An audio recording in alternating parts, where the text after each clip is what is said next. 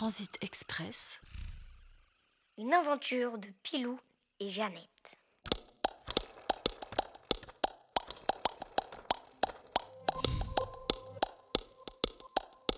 Épisode 3.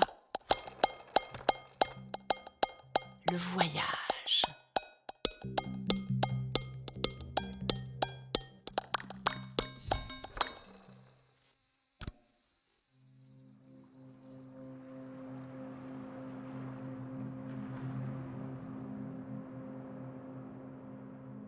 À partir de notre entrée dans Système la baleine,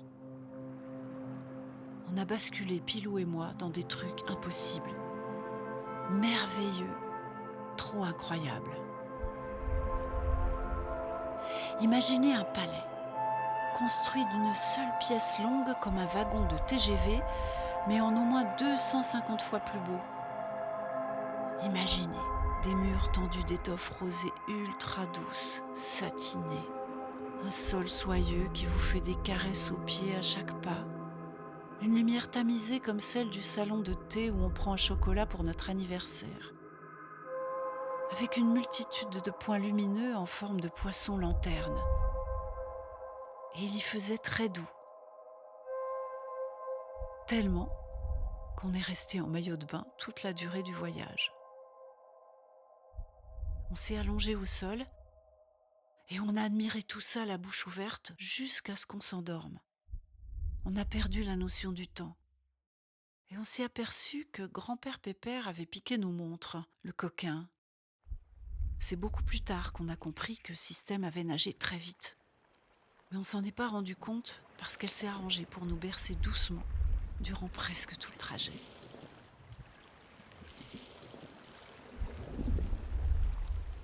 Dédé devait être un peu jaloux quand même.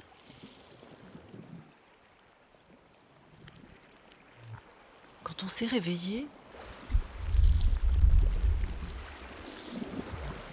on a entendu un battement lent, profond.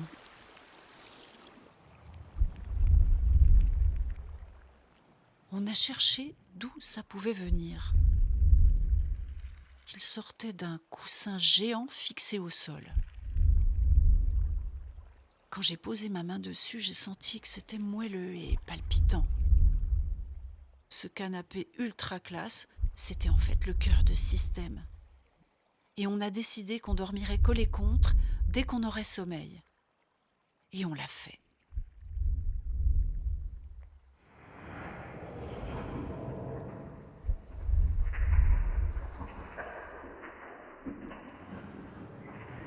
On a continué notre exploration et on a découvert des tuyaux qui gargouillaient.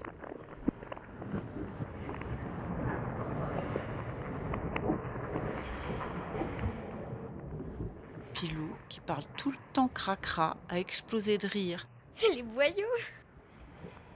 Et ce qu'on entend, c'est son caca qui circule. On a tellement ri que ça a à nouveau chatouillé Système. Oh my God! C'est pas bientôt fini inside? Je peux pas nager droit, moi. On entendait pour la première fois la voix de Système. Mais on n'a pas eu le temps de faire des commentaires, parce qu'elle a fait un saut à la verticale à toute vitesse et elle est retombée sur le ventre. On a valdingué de tous côtés comme des grelots. You are lucky. A balancé Dédé. Ma mother atterrit sur le dos d'habitude. Elle adore. Et moi aussi. On était un peu talés quand même. On s'est calmé et on a sorti nos casse-croûtes. Grand-père Pépère s'était surpassé. Ça nous a requinqué direct. Système a mangé elle aussi. Elle s'est avalée une tonne de soupe aux crevettes, aux calmars et au plancton.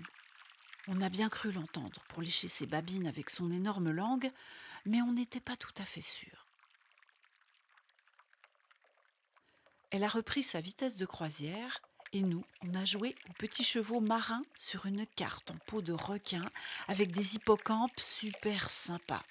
J'ai juste un peu triché, on s'est disputé comme d'hab, mais juste un peu et gentiment pour pas inquiéter Système. De temps en temps, on appelait aussi Dédé pour lui raconter des blagues. Il venait se coller à elle pour ne pas en perdre une miette.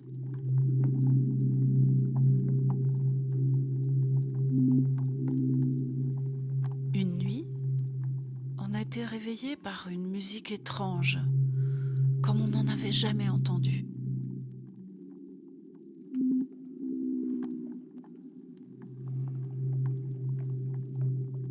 Système et Dédé s'étaient mis à chanter. On a écouté sans rien dire pendant longtemps et on a fini par se rendormir.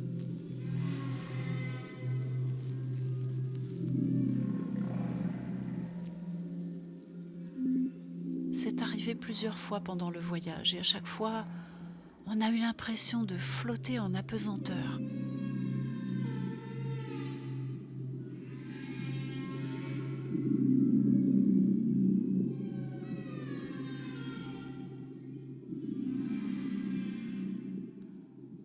On n'oubliera jamais ça, c'est sûr.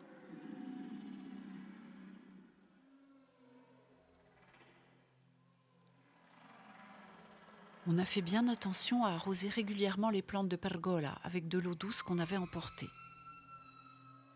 GPP nous l'avait dit au moins 20 fois. Pas d'eau de mer sur mes clématites, c'est bien compris? Question de vie ou de mort.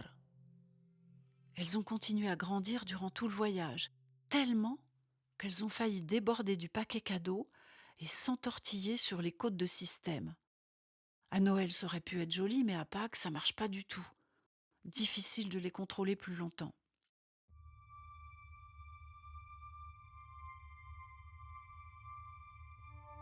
Heureusement, Système s'est mise à bâiller, à s'en décrocher la mâchoire parce qu'elle était un peu fatiguée d'avoir nagé à fond et on a eu le temps de voir le soleil illuminer Venise au loin et Dédé qui faisait le poisson pilote en direction de la lagune.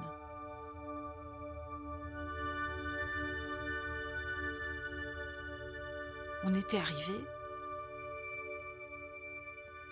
mais avant de pouvoir livrer son cadeau à Pergola, il allait falloir trouver le moyen d'accoster.